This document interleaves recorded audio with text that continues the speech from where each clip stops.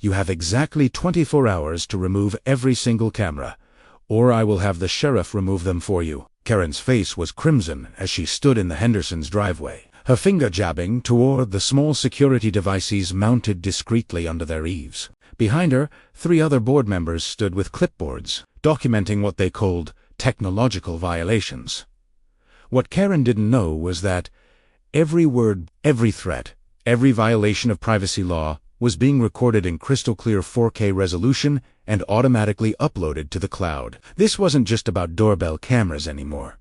This was war. 3 months earlier, September 2024, life in Meadowbrook Estates had been relatively peaceful. The community of 215 homes sat in a quiet suburb of Phoenix, Arizona, where desert landscaping and beige stucco houses stretched as far as the eye could see. For 8 years, Karen Mitchell had ruled as HOA president, her reign characterized by strict rule enforcement and an almost supernatural ability to spot violations. From 3 blocks away, Karen was 52 years old, with short blonde hair that she kept in a severe bob, oversized red-framed glasses that magnified her judgmental stare, and a perpetual frown that suggested she smelled something unpleasant. She drove a white Lexus SUV with a custom license plate that read HOBOS and carried a tablet computer everywhere, though ironically, she barely knew how to use it beyond checking her email and the HOA violation tracking app that the previous treasurer had installed for her. Her uniform never varied. Pressed khaki pants, a white blouse, and a red blazer that she wore even in the 110-degree Arizona heat. The blazer had become her signature, a symbol of authority that she wielded like a general's stars.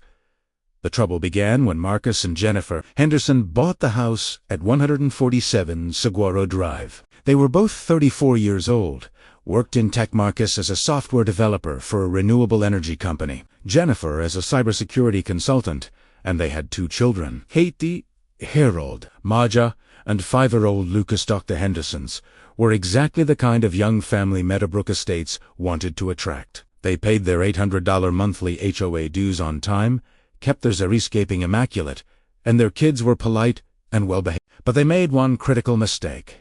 They believed in technology. Within 2 weeks of moving in, the Hendersons had transformed their house into what Marcus proudly called a smart home of the future. They'd installed a ringed video doorbell, 6 Nest security cameras covering all angles of their property, smart lighting that could be controlled from their phones, an automatic irrigation system that adjusted based on weather data, solar panels on the roof, a Tesla charging station in their garage, and even smart locks that could grant temporary access codes to delivery drivers and guests. For these weren't luxuries. They were practical tools. Marcus traveled frequently for work, and Jennifer's consulting sometimes required odd hours. The cameras let them check on their kids when the babysitter was there. The smart locks meant they never had to hide keys or worry about losing them. The security system gave them peace of mind in a new neighborhood. For Karen, these weren't tools. They were an invasion, a threat, and most importantly, a violation of her control. The first confrontation happened on a Tuesday morning in early October 2024. Karen was doing her usual patrol of the neighborhood, something she did 3 times per week, armed with her tablet and a printed copy of the Meadowbrook Estates CC&RS that was now 4 inches thick after years of amendments. She was driving slowly past the Hendersons' house when she noticed the doorbell camera. Karen stopped her Lexus in the middle of the street, put it in park, and stared at the small device. Her eyes narrowed behind her red glasses. She knew what that was. She'd seen the commercials. These things recorded video, which meant that little camera could be recording her right now, recording her private business as she went about her duties as HOA president. Karen didn't like being recorded without permission. More importantly, she didn't like anything she couldn't control. She parked in the Hendersons' driveway, an aggressive move designed to assert dominance, and marched to their front door. She rang the doorbell with 3 sharp jabs of her finger. Jennifer answered, wearing yoga pants and a t-shirt, holding a cup of coffee. She smiled warmly. "Hi. You must be Karen. We've been meaning to introduce ourselves." "That camera," Karen said, pointing at the doorbell, "it needs to come down." Jennifer's smile faltered. I'm sorry. What? The camera. Our SEC and RS clearly state that no external modifications can be made without written approval from the Architectural Review Committee. That includes surveillance equipment. It's just a doorbell, Jennifer said, confused. We didn't think a doorbell would need approval. It's not just a doorbell. It's a recording device, and it's pointing at the street, which means it's recording common areas and potentially other residents' properties. That's a violation of Section 7, Paragraph 12, Subsection C of our governing documents. Jennifer set her coffee down on the entry table. Okay, I understand your concern. We can submit the paperwork for approval. Do you have the form? The committee meets once per month. The next meeting is November 15th. Until your application is reviewed and approved, the device must be removed. That's 5 weeks away, Jennifer protested. We just moved in. We need security. Karen raised one hand in a sharp gesture that meant the conversation was over. The rules apply to everyone equally. Mrs. Henderson, no exceptions. You have 7 days to remove the device, or you'll receive a fine of $50 per day until compliance is achieved.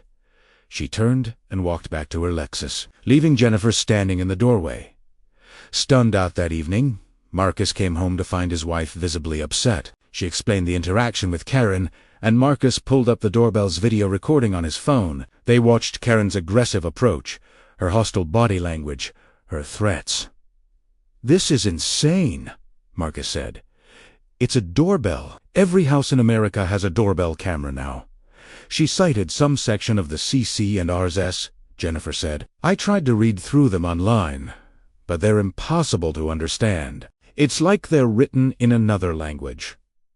Marcus scrolled through the CC&Rs on the HOA website. Section 7 was titled Architectural Guidelines and External Modifications.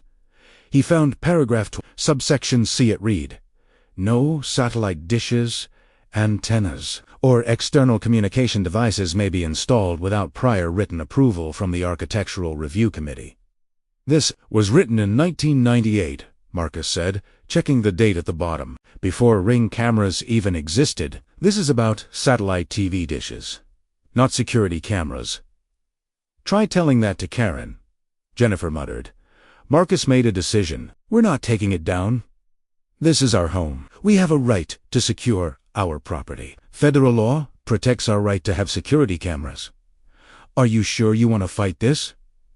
Jennifer asked. We just moved here. I'm sure, Marcus said. He raised his hand in a gesture of determination. If Karen wants a war over technology, she picked the wrong family. What neither of them knew was that this was exactly what Karen wanted. She didn't just dislike the cameras because of vague CC and our interpretations. She disliked them because they represented something she couldn't control, couldn't monitor, couldn't dominate.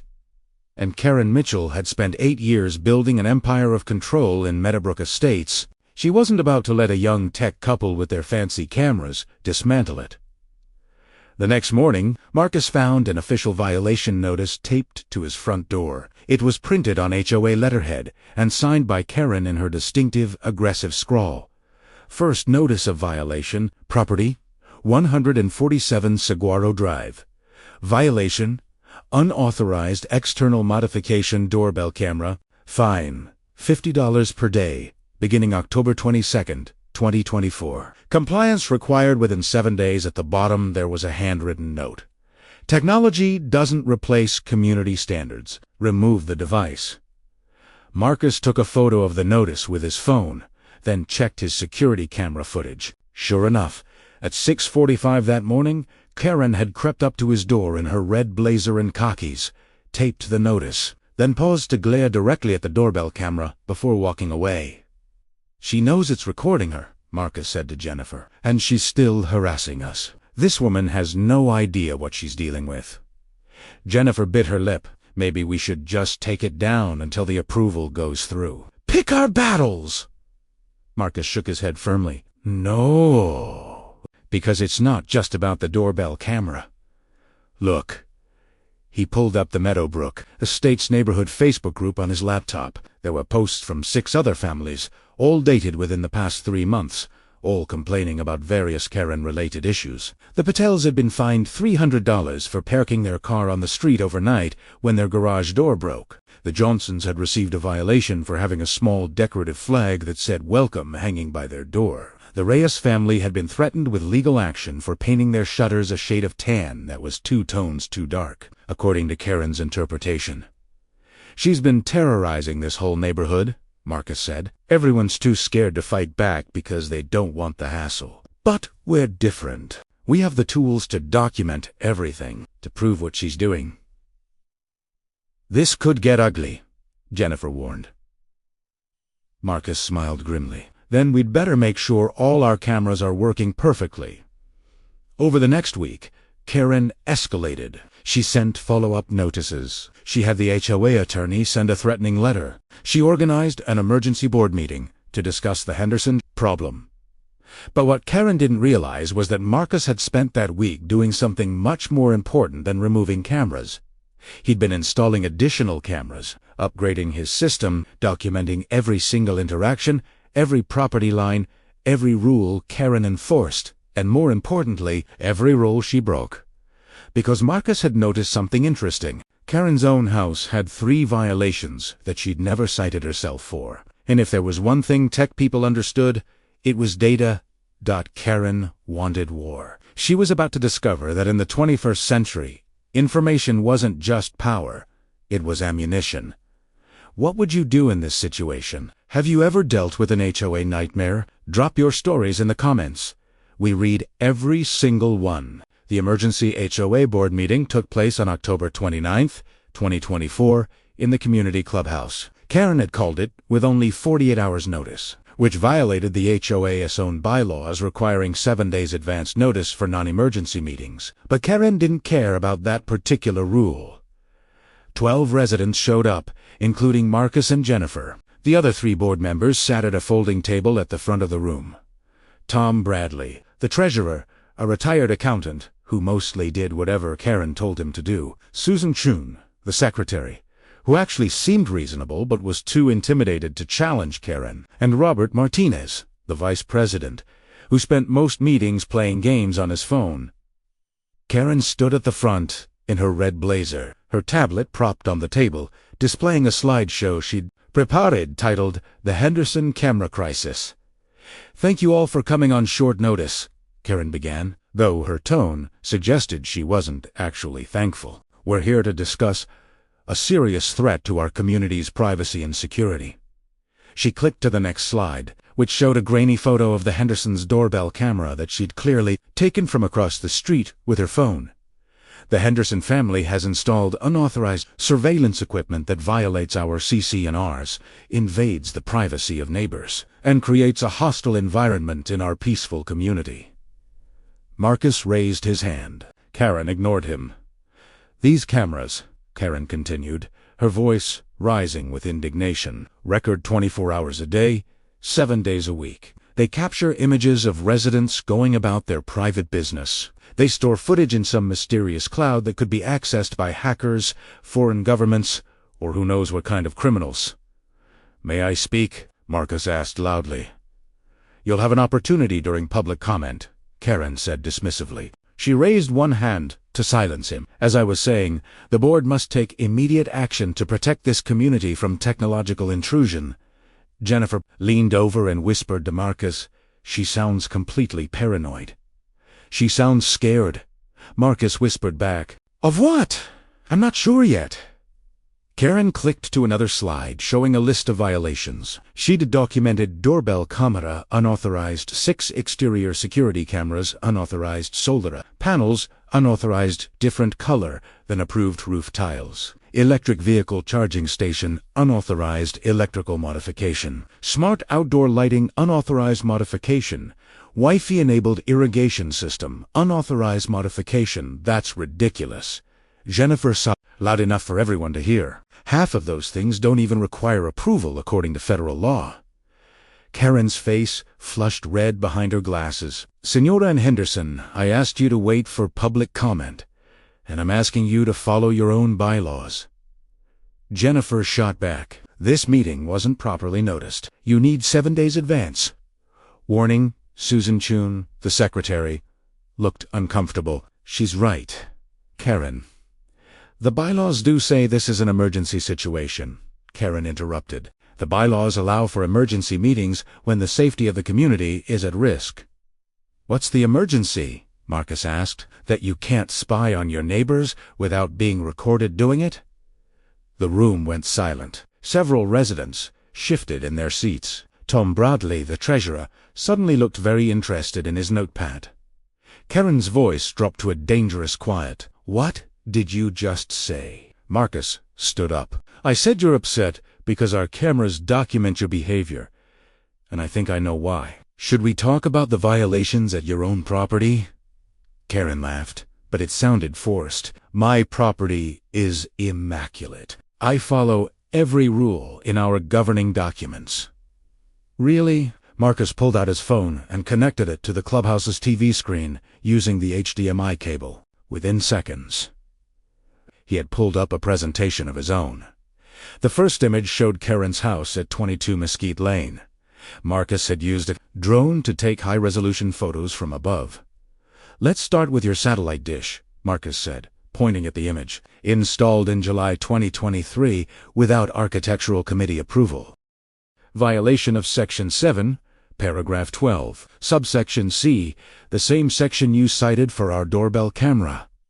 Karen's face went from red to pale. "That's different. That's for my television service." "The rule doesn't care what it's for," Marcus said calmly. "It says no external communication devices without approval. You never submitted an application." He clicked to the next image. "Here's your backyard fence. According to the approved plans from when your house was built, the fence should be 5 feet tall. This is 6 feet 2 inches. We measured with a laser rangefinder. Violation of Section 4, Paragraph 3. "That's a survey error," Karen sputtered. "And this," Marcus said, clicking again, "is my personal favorite, your landscaping." The image showed Karen's front yard, which was indeed immaculate, but it featured 3 palm trees.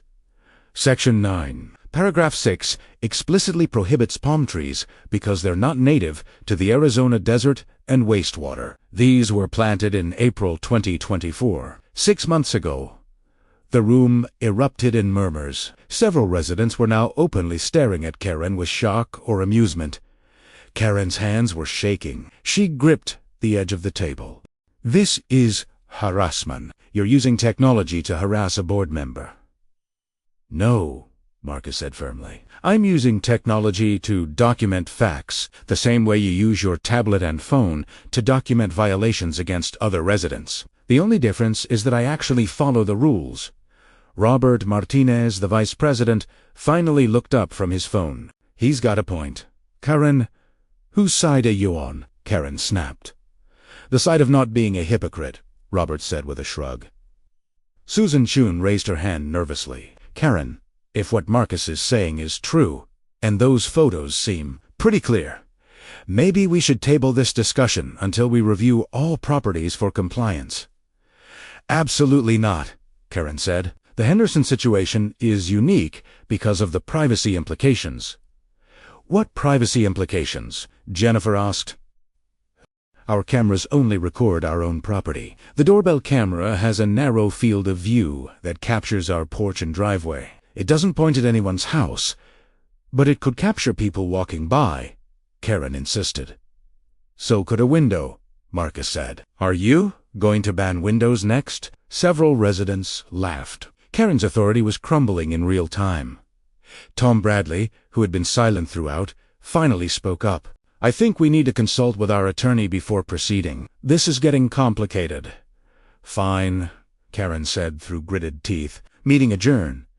She grabbed her tablet and stormed out of the clubhouse, her red blazer flapping behind her like a cape of defeat. After she left, several residents approached Marcus and Jennifer. "Thank you for standing up to her," said Elena Patel, whose family had been fined for the parking violation. "She's been terrorizing everyone for years." "We should recall her," someone else suggested. How do we do that? Another resident asked. Marcus smiled. I'm glad you asked. I spent the last week reading every page of our bylaw. A recall petition requires signatures from 20% of homeowners. That's 43 households. If we get those signatures, we can force a special election. I'll sign, Elena said immediately. Me too, said 3 other people in unison. By the time Marcus and Jennifer left the clubhouse, 30 minutes later, they had 18 signatures. The war wasn't over, but for the first time, Karen wasn't winning. At home that night, Marcus reviewed the security footage from their cameras. At 9:15 p.m., a white Lexus SUV drove slowly past their house 3 times. The 3rd time, it stopped in front of their mailbox. Karen got out, looked directly at the nearest camera, and raised both hands in an aggressive gesture, her middle fingers extended. Then she got back in her car and drove away. Marcus saved the video file with a smile. Evidence, he said to Jennifer. Everything's evidence now. The next morning, Marcus woke up to find that someone had filed a police report claiming his cameras were illegally recording inside neighbors' homes. The officer who showed up was skeptical but had to investigate, and Karen was just getting started with her counterattack.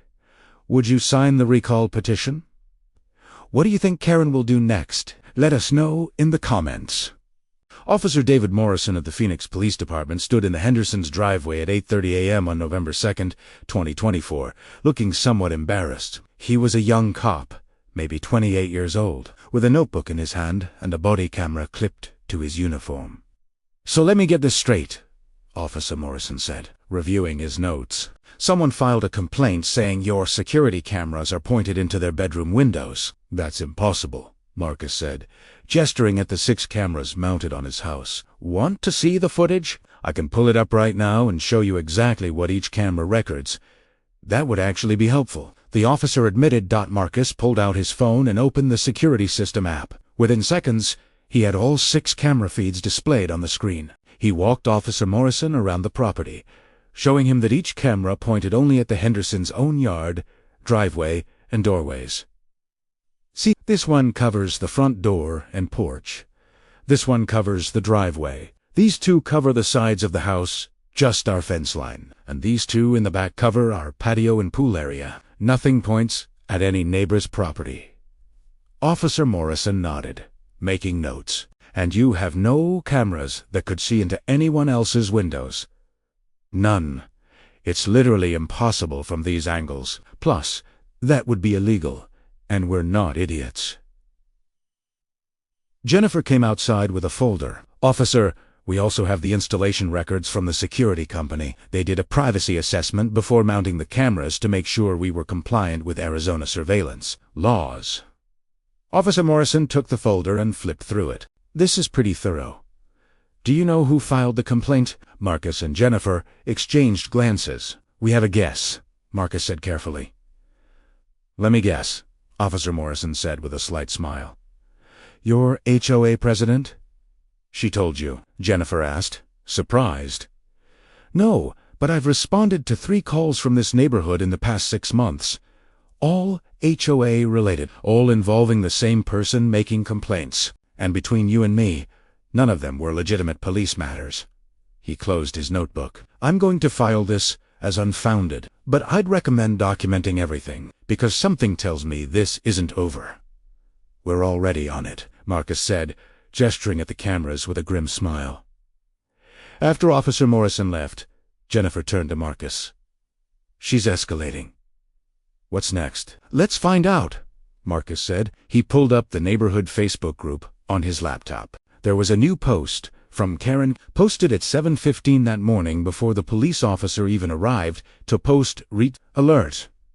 The Henderson family's illegal surveillance equipment is currently under police investigation. For your safety and privacy, please sign the petition requiring immediate removal of all unauthorized cameras. We must protect our community from Big Brother tactics. Link in comments. The post had already been shared 15 times. But the comments section was more interesting. Instead of supporting Karen, most residents were pushing back. Elena Patel had written, Karen, you have an unauthorized satellite dish on your house. Should we call the police about that too? Someone else commented, I feel safer with cameras in the neighborhood. At least if someone breaks into my car, there might be footage. A resident named Michael Torres wrote, I'm more concerned about the HOA president driving by my house 3 times a night than I am about doorbell cameras. Karen was losing the narrative battle, but Marcus knew that wounded animals were the most dangerous. That afternoon, the recall petition gained momentum. By 3 p.m., they had 47 signatures for more than the required minimum. Marcus submitted the petition to the HOA management company, as required by the bylaws. The management company confirmed receipt and scheduled a special election for December 5, 2024, 6 weeks away. Karen's response came within 2 hours. The HOA attorney sent a letter to Marcus and Jennifer, demanding they remove their cameras immediately or face legal action, including a lawsuit for up to $50,000 in damages for creating a hostile environment and devaluing neighboring properties through invasive surveillance. Marcus read the letter and laughed. She doesn't know who she's dealing with. He called his own attorney Jennifer's brother, David, who specialized in property law and civil rights. David reviewed the letter and the HOA SCC and ours over the phone. This is nonsense, David said bluntly. Arizona law explicitly protects your right to have security cameras on your own property. The FCC rules prohibit HOAs from banning solar panels or satellite dishes, and those smart locks and irrigation systems are interior modifications that don't require approval. Karen's attorney is either incompetent or wasn't given all the facts. So what we do? Jennifer asked. We respond with our own letter, and we include the documentation of Karen's violations. Trust me, once her attorney sees that their client has been selectively enforcing rules while violating them herself, they'll back off fast. No lawyer wants to take that case to court. David drafted the response letter that evening. It was professional, but devastating. It included photos of Karen's unauthorized satellite dish, measurements, and photos of her oversized fence, documentation of her prohibited palm trees, screenshots of Facebook posts showing her harassment, the doorbell camera footage of her obscene gesture, Officer Morrison's report clearing the Henderson cameras, copies of federal and state laws protecting security cameras. The letter concluded, our clients have fully complied with all applicable laws. Your client has not. We respectfully suggest that the HOA withdraw its threats and focus on enforcing rules equally and lawfully. Should this matter proceed to litigation, we will counterclaim for harassment, selective enforcement, and violation of our client's civil rights. Marcus emailed the letter to the HOA attorney at 9 p.m. By 10:15 p.m., the attorney called him directly. Mr. Henderson, this is Gerald Whitmore, with Whitmore and Associates. I represent the Meadowbrook Estates. I received your response letter. Good, Marcus said. Do you have any questions? Actually, I'm calling to let you know that after reviewing the additional information you provided, our firm is advising the HOA board to withdraw its demands regarding your security cameras. Smart decision. However, Whitmore continued carefully. I should inform you that my firm will also be recommending that the board address the violations at Mrs. Mitchell's property. Equal enforcement is, as you noted, required under the law. Marcus smiled. I appreciate your professionalism, Mr. Whitmore. After hanging up, Marcus turned to Jennifer. The attorney just abandoned Karen. Good. Maybe she'll back down now. But Karen didn't back down. She doubled down. The next morning, Marcus woke up to find that someone had spray-painted Big Brother as watching across his garage door in red paint. The camera footage showed a figure in dark clothing and a ski mask doing the vandalism at 3:45 a.m., but Marcus had upgraded to 4K cameras with night vision. He zoomed in on the footage and captured a clear image of the vandal's hands. Specifically, the distinctive red-framed glasses hanging from a chain around the person's neck, bouncing against their chest as they spray-painted. Karen's glasses. Marcus called Officer Morrison, who came back out to file a report. He reviewed the footage and shook his head in disbelief. That's pretty clear evidence, Officer Morrison said. I'll need to forward this 2 detectives. Vandalism plus the fact that she's identifiable means this could be criminal charges. I'm not sure I want to press charges, Marcus said. I just want her to stop. That's your choice, the officer said. But between you and me, people like this don't stop until they face real consequences. By that evening, the neighborhood Facebook group was exploding. Someone had screenshot Karen's glasses in the vandalism footage and posted a side-by-side comparison with a photo from the previous HOA meeting. Caption read, "When you're so obsessed with Big Brother that you'd become Big Brother." The recall election was still 6 weeks away, but Karen's support had evaporated. Even Tom Bradley, the treasurer who usually supported her, posted in the group, "I think it's time for new leadership." Marcus sat on his porch that evening, watching the sunset over the desert. Jennifer joined him with 2 glasses of iced tea. "Think she'll resign before the election?" Jennifer asked. "No way," Marcus said. "She's too proud. She'll fight to the bitter end." "Then what happens?" Marcus gestured at the cameras mounted around their property, their little red lights blinking in the fading light. "Then we document everything, and we let the truth speak for itself." 3 days later, Karen made her final, most desperate move, and it would backfire in a way that even Marcus couldn't have predicted. Should Marcus press charges for vandalism? What would you do? Drop your thoughts below. November 9th, 2024. 3 days after the garage vandalism, Karen Mitchell sat in her living room at 22 Mesquite Lane, staring at her laptop screen with growing desperation. The recall election was scheduled for December 15th, just 5 weeks away, and she was losing badly. Her phone buzzed with another Facebook notification. She opened it to see that 2 more board members had publicly announced they wouldn't support her in the election. Tom Bradley had posted, after careful consideration, "I believe it's time for new leadership that represents all residents fairly." Karen threw her phone across the room. It bounced off the couch and landed on the carpet. Her hands were shaking with rage. And something else, fear. For 8 years, she had been the queen of Meadowbrook Estates. Now that crown was slipping, and she could feel the power draining away with each passing hour. She needed something big, something that would turn the neighborhood against the Hendersons once and for all. Something that would prove she was right about the dangers of technology. That's when she had her worst idea yet. Karen drove to a computer store in Scottsdale, 30 minutes from Meadowbrook Estates, where nobody would recognize her. She bought a cheap laptop, paying with cash. Then she went to a coffee shop with public Wi-Fi and created a fake email account under the name Concerned Neighbor 247. Her plan was simple but devastating. She would hack the Henderson's camera system, download footage, and leak it to the neighborhood with claims that their cameras were recording inside people's homes. It didn't matter that this was completely false. It just needed to look real enough to scare people. There was only one problem. Karen had absolutely no idea how to hack anything. She spent 3 hours Googling how to hack security cameras and Ring doorbell hacking tutorial. Most of the results were articles about security vulnerabilities that had been patched years ago. She tried downloading some software that claimed to be a Wi-Fi hacking tool, but it was actually malware that infected her new laptop within minutes.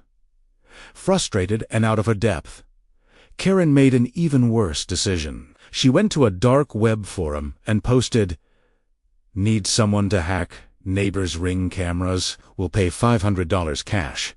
What Karen didn't know was that the FBI monitors dark web forums for exactly this kind of activity. And what she really didn't know was that Concerned Neighbor 247 wasn't as anonymous as she thought.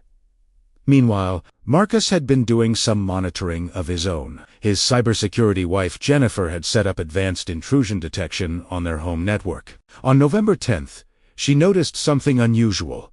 Multiple failed login attempts on their Ring account, all coming from IP addresses in the Phoenix area. "Someone's trying to brute force our camera system," Jennifer told Marcus, showing him the logs on her laptop. "How many attempts?" Marcus asked. 87 in the past 6 hours. They're using common password combinations. It's amateur hour. Marcus, can you trace the IP address? Jennifer's fingers flew across the keyboard. Already on it. The attempts are coming from a coffee shop in Scottsdale. But wait, there's more. Someone just posted on a dark web forum looking to hire a hacker to compromise Ring cameras. The post mentions neighbor and the timing matches are login attempts. Can you prove it's Karen? Not directly. But I can alert Ring's security team about the attempted unauthorized access, and I can document everything for the police. Jennifer spent the next hour creating a comprehensive report, timestamps of the hacking attempts, screenshots of the dark web post, network logs showing the pattern of attacks, and a detailed explanation of how someone was actively trying to compromise their home security. System.she sent the report to Ring's security team and to Officer Morrison. The response was swift. Ring's security team contacted the FBI's Cybercrimes Division. The FBI traced the dark web post to the coffee shop's public Wi-Fi, then used traffic camera footage from the area to identify the white Lexus SUV with the Hobos license plate parked outside during the exact time of the forum post. On November 13, 2024, at 9:15 a.m., two FBI agents and Officer Morrison knocked on Karen Mitchell's door. Karen answered in her red blazer, clearly preparing for another neighborhood patrol. When she saw the FBI badges, her face went pale. "Karen Mitchell?" one agent asked. "Yes." Her voice cracked. "We need to talk about some cybercrime activity that's been traced to your vehicle and devices." Karen's hand went to her chest. "I don't know what you're talking about." "Ma'am, we have evidence linking you to attempted unauthorized access of a neighbor's security system and solicitation of hacking services on a dark web forum. We have a warrant to search your premises and seize electronic devices." Karen's legs nearly gave out. She grabbed the doorframe to steady herself. I was just trying to protect the neighborhood." "From doorbell cameras?" Officer Morrison asked, shaking his head. "Señora Michelle, you need to stop talking and get an attorney." The search of Karen's house uncovered the laptop she'd bought with cash, still infected with malware, with browser history showing her Google searches about hacking. They found printed screenshots of the Henderson's house taken from various angles. They found a notebook with Operation Tech Takedown written at the top, containing her plans to discredit the Hendersons and prove their cameras were dangerous. But the most damning evidence was on her regular computer drafts of fake leaked footage posts she'd planned to make. Photoshopped images meant to look like the Henderson cameras pointing into neighbors' bedrooms, and a detailed timeline of her escalating campaign against the family. The FBI didn't arrest Karen that day, but they made it clear she was under investigation for multiple federal crimes: unauthorized access to protected computers, conspiracy to commit computer fraud, and cyberstalking. The news spread through Meadowbrook Estates like wildfire. By that evening, the neighborhood Facebook group was in chaos. The HOA board held an emergency meeting, this time without Karen, and voted unanimously to accept her immediate resignation. Karen's resignation letter was brief. "Effective immediately, I resign as president and from the board of Meadowbrook Estates, personal reasons." But everyone knew the real reasons. On December 5, 2024, the recall election was held as scheduled, even though it was no longer necessary. The neighborhood voted unanimously to elect new leadership. Elena Patel became the new president. Her first act was to revise the CC&Rs to explicitly allow security cameras, solar panels, electric vehicle chargers, and smart home technology. Her second act was to form a task force to review all pending violations and dismiss those based on selective enforcement. Marcus and Jennifer stood in their driveway on a sunny December morning, watching workers install 3 additional cameras, now with the full blessing of the HOA. "Was it worth it?" Jennifer asked. Marcus looked at their house, at the cameras that had protected them, at the neighborhood that had finally freed itself from a tyrant. "Every second." Officer Morrison stopped by later that afternoon with an update. "The FBI is still investigating Karen for the cybercrime charges. She's looking at potential federal prison time if they decide to prosecute. And between you and me, they probably will. The Bureau takes this stuff seriously." "What about the vandalism?" Marcus asked. "The district attorney is filing charges. Combined with everything else, Karen's probably going to accept a plea deal. My guess is 18 months in federal prison, 3 years supervised release, and a permanent ban from serving on any HOA board. After Officer Morrison left, Marcus and Jennifer sat on their porch with glasses of lemonade, watching the sunset paint the desert sky in shades of orange and purple. "You know what the craziest part is?"